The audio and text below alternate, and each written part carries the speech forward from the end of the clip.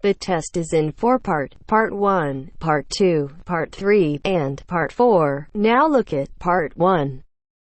Part 1. A discussion between a college receptionist, Denise, and a student named VJ about learning a language. In the first part of the discussion, they are talking about the course VJ will study. First, you have some time to look at questions 1 to 7.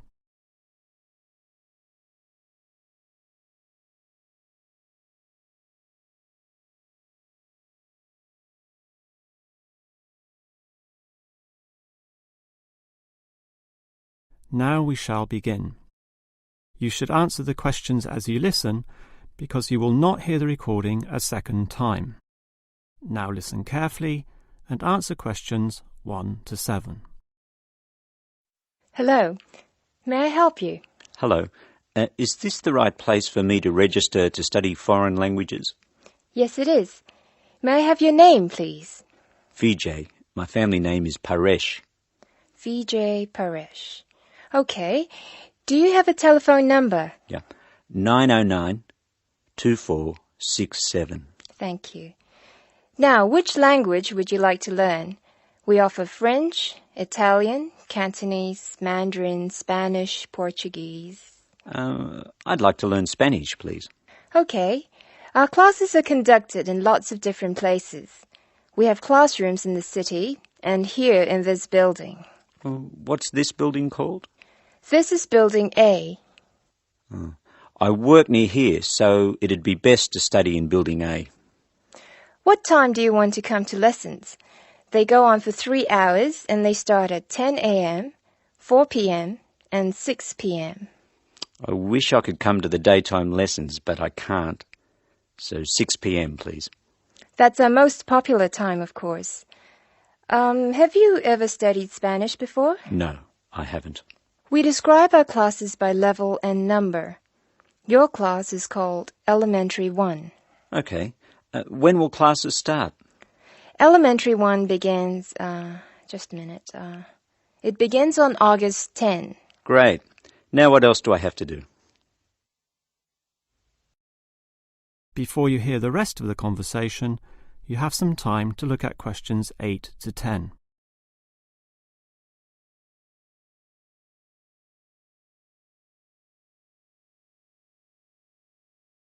Now listen and answer questions 8 to 10. I'm sorry, VJ. What were you saying? I wanted to know what else I had to do. Oh, of course. Please go to the building on the other side of Smith Street. I want you to go to the reception area first. It's just inside the door on the left as you enter from Smith Street. Give them this form. Okay. Do I pay my fees there? No, but the fees office is in the same building. Go past the escalators and you'll see a games shop. It's in the corner. The fees office is between the games shop and the toilets. Thanks. Where can I buy books? The bookshop is opposite the lifts. It's right next to the entrance from Robert Street. Your offices are spread out. Not as badly as they used to be. By the way, we offer very competitive overseas travel rates to our students. Oh, I'd like to look into that. Of course. The travel agency is at the Smith Street end of the building, in the corner next to the insurance office. Thank you very much. Bye.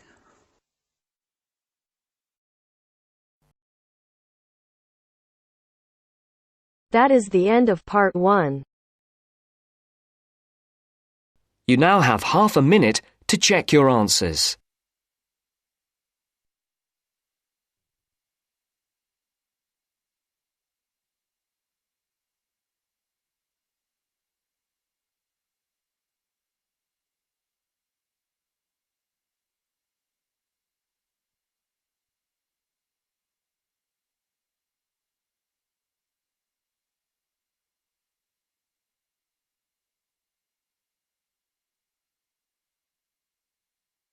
Now First, you turns to have some Part 2. time to look at questions Part 2. 11 to 16.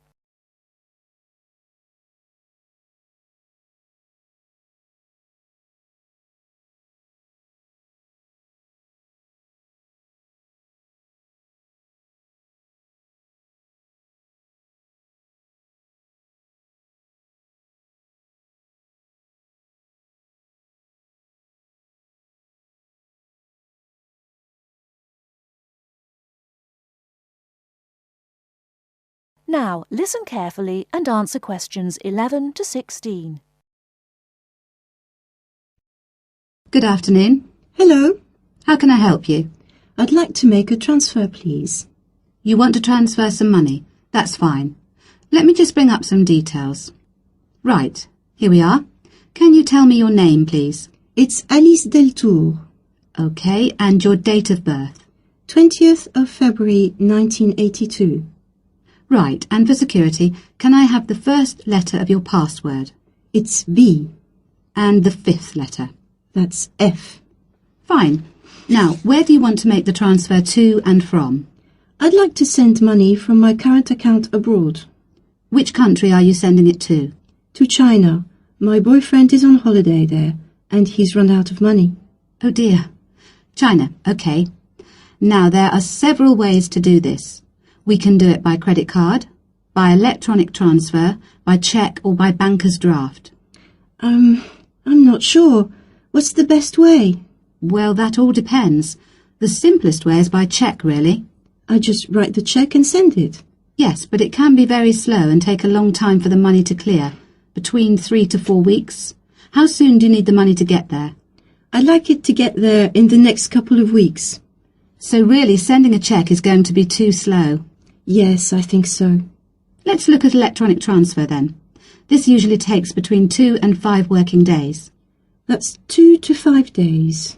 Working or business days. If you send it on Friday, it will get there the following Friday at the latest. I see. That's much better. Yes, but we do charge a fee for this. We charge a flat fee of £21, and on top of that, the receiving bank may charge a fee, and an agent may also charge you for transferring the money between banks. So, how much is it altogether? We can't give you an exact amount. You need to check it with the receiving bank and any agents that they use. I see. Also, you can send it in sterling or dollars from here, but there will be an additional fee depending on the exchange rate when you convert it into renminbi. So there will be another charge too? I'm afraid so. Does it make any difference if I send it in dollars or sterling? It could make a difference according to which currency has the best exchange rate. The other difference is this. If you send dollars, the amount goes through the US clearing system. We send the money to our branch in London.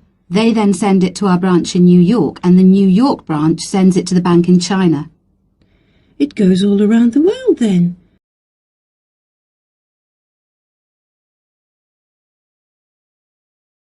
Before you hear the rest of the talk, you have some time to look at questions 17 to 20.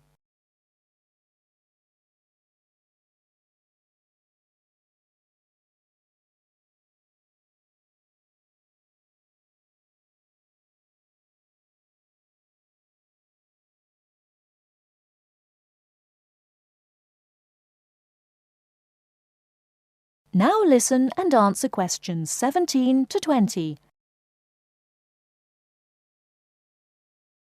What about if I send sterling? In that case, we send it to our branch in London. From there it may go directly to China, unless the bank in China has an agent in London, in which case we transfer it to the London agent, and they send the money on to China. So how do I proceed with the transfer? OK, first we'll need some details about the beneficiary from you. The who? The beneficiary, the person receiving the money. OK, what do you need to know? We'll need the full name of the beneficiary and their account number. OK. You need to tell us the name of the bank in China and the address of the branch. We also need the bank's sort code and the SWIFT number. What's a SWIFT number? Basically, it's an interbank code. It helps banks identify each other through a unique code number. OK, and that's spelt? SWIFT, SWIFT. And the final thing we need is the reason for sending the money. You need a reason from me? I just told you my boyfriend's run out of money. Well, we don't need a reason. The receiving government needs to know why the money is entering the country, and we have to be able to tell them. OK, so from me you need the bank's name, the address of the branch, the sort code and SWIFT number, the beneficiary's name and account number, and a reason for sending the payment. Yes, that's correct. OK, so I'll check these out and come back to you with them so we can go ahead with the transfer.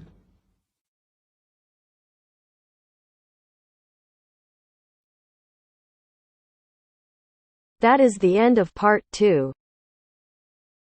You now have half a minute to check your answers.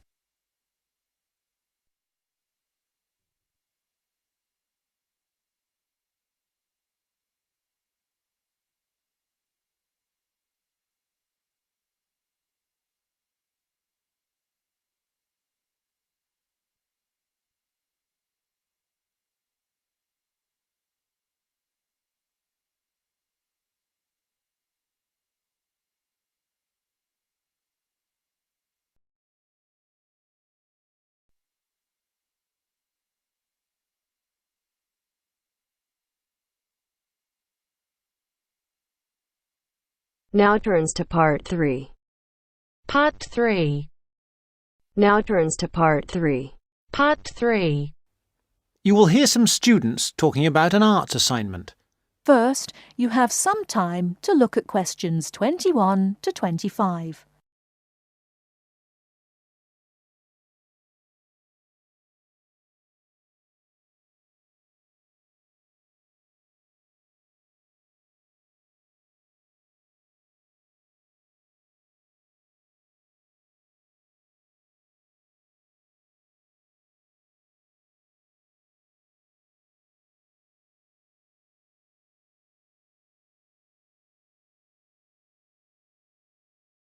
Now listen carefully and answer questions 21 to 25. What have you been working on, Arthur? I've been looking into the funding of the arts by the Arts Association. Oh, Mr. Simpson gave you that topic, did he? Yes, it's not too difficult. At least all the facts and figures are easy to find, or I think they will be. I've done a lot of useful stuff already. Simpson hasn't asked me to present my research for the past few seminars, so I think he might ask me this time. Well, what have you found out? Well, it's big money at the Arts Association. £330 million from the government and £118 million from the lottery. Let me see, I've got my notes here. Now, the Arts Association mission statement tells us that it exists to develop, sustain and promote the arts. So that's clear. But then we need to know exactly how it can do this. However, before we get to that, there are certain issues which the association must take into account. What are those issues? They are, first, access. This is the idea that the arts mustn't be just for the few. Not just Italian opera, but pop concerts too. Something like that. Other issues are education, cultural diversity, social regeneration and social inclusion. All these are different ways of saying that the arts are for everyone. All right, but what does it actually do? It does what it wants, I think. The government does not interfere in its activities, but demands that it gets value for money for its funds. But there must be certain programmes that it carries out. Oh, yes. There is the touring programme, which is what it says. That is, a programme to support... Give money to? Yes, that's right. To support touring companies, for example, dance companies, orchestras and so on. There is also the recovery programme. What on earth is that? It's a financial programme to give extra money to organisations which are financially in a bad way, or which might have financial difficulties in the future. Like it says, it's for their recovery. It all seems very complicated. It is. Before you hear the rest of the talk, you have some time to look at questions 26 to 30.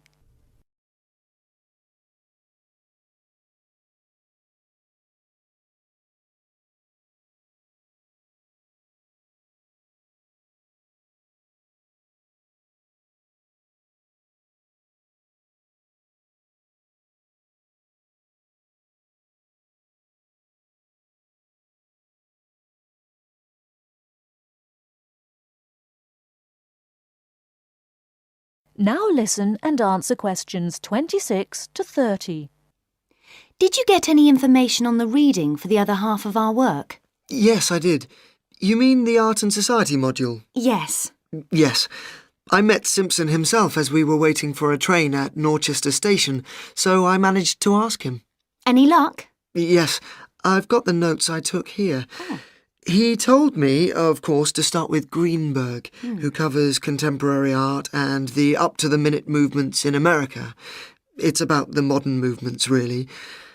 As far as the economic impact of art is concerned, a basic text is the Parliamentary Report on Art and the UK Economy. This gives lots of monetary facts and figures, but the figures are not very satisfactory, as, of course, a lot of the information is confidential and can't be published. Art Now, Art Wow by someone called Dennison sounds exciting, and is about how art and artists are created, presented for buyers, and sold in the US. It's about the whole trade in art as a phenomenon. Like a product? Like washing powder? Yes, that's the idea of the book anyway. And there's another one here. Oh yes, by someone called Hampton. It's a book called American Art, which Simpson says is full of discussion on the relationship of art to the other aspects of culture, such as film, television, books and so on. Popular culture, I suppose. Not just popular. Culture of all sorts, I imagine. Finally, for the spiritual and more abstract aspects of art, he recommends Art and the Mind of Modern Man by Frick. It's sort of about how art relates to how we think. He did have lots of other recommendations, but luckily his train arrived before he could move on to them. These seem enough to me. Yes, they're a good place to start. We will be busy. That is the end of part 3. You now have half a minute to check your answers.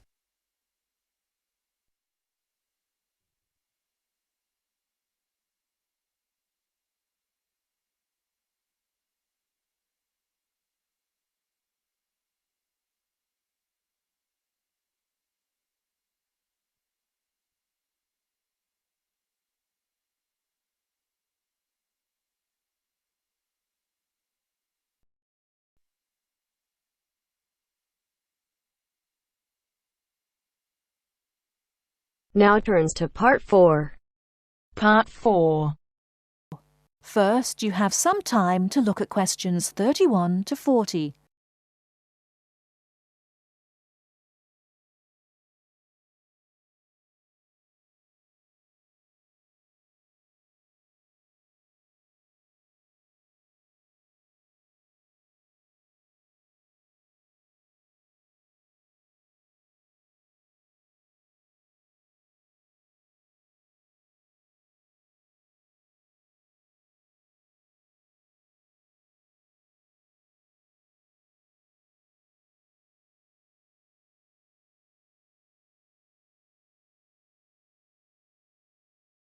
Now listen carefully and answer questions 31 to 40.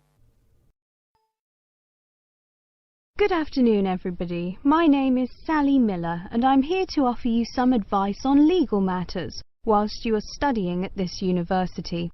Happily, most international students complete their courses without running into any serious legal problems. But if you do find yourself involved in a legal dispute of any kind, ask for help.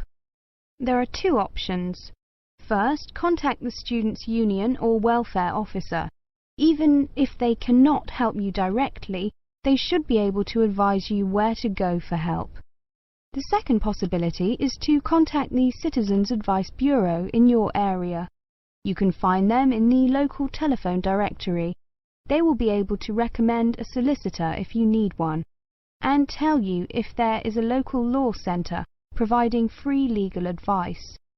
They will also be able to tell you whether you can claim legal aid to help pay for any court and legal fees. Let me give you some basic information about the police. The police have the power to stop and search anyone who appears to be behaving in a suspicious manner. If you are arrested for any reason, even if you know it to be a wrong reason, remember a few very important things. 1. Don't be aggressive. 2. Do not try to bribe the police officer. 3. If you are arrested by plainclothes police officers, ask to see some form of identification. 4. Give your true name and address if the officer asks you to. Lying to the police is a criminal offence. 5. Do not sign any statement until you have received advice from a solicitor. There is always a solicitor on duty at every police station. 6. You will be entitled to make one telephone call. If you use this call to telephone a friend, urge your friend to contact someone from your university or from the Students' Union and get advice about what you should do next. If you find yourself in trouble with the police, it is very important to get professional advice. Contact any of the following: your university welfare officer, the Students' Union at your university, your local Citizens Advice Bureau, a local law centre.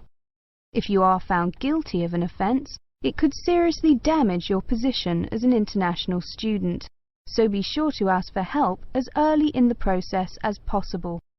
Remember, obey the local laws. The laws here may not be quite the same as in your own country.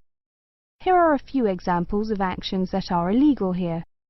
It is against the law to possess offensive weapons. For example, knives, guns, chemical sprays used for personal defense. Even women are not allowed to carry sprays or other deterrents to protect themselves against possible assault, except for rape alarms. Possess or supply hard or soft drugs. Disturb the peace. This is called disorderly conduct. This means that you can be arrested for being too noisy or rowdy. A few words about drinking. In this country, it is perfectly acceptable for adults to drink alcohol in moderate amounts. For many people, drinking is an established part of their social life. Going out for a drink is how they relax or spend time with friends. If you go to a party or visit people at home in the evening, your host will probably offer you a drink.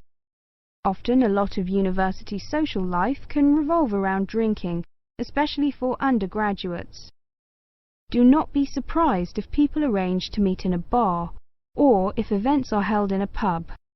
But you are not obliged to drink alcohol if you do not want to, even if you are in a pub or at a party where everyone else is drinking. You can always ask for a non-alcoholic drink instead. And if you feel uncomfortable going to places that serve alcohol, explain this to your friends. There are lots of other places where you can meet. If you do choose to drink, remember that you should never drive a motor vehicle after drinking alcohol. It is dangerous, and the police can impose serious penalties on you. Also, remember that being drunk in public is not acceptable either, and the police can arrest you for it. Drugs and alcohol can cause serious problems. Let me repeat that in this country it is illegal to use drugs, except under medical supervision.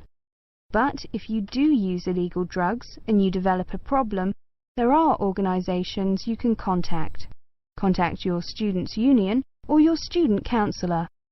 Anyone over 18 years old can legally buy and consume alcoholic drinks in this country. But if you think you might be drinking too much, get help and advice from your student counsellor or your doctor. Again, there are special organisations that can help you with drug and alcohol problems. Contact them.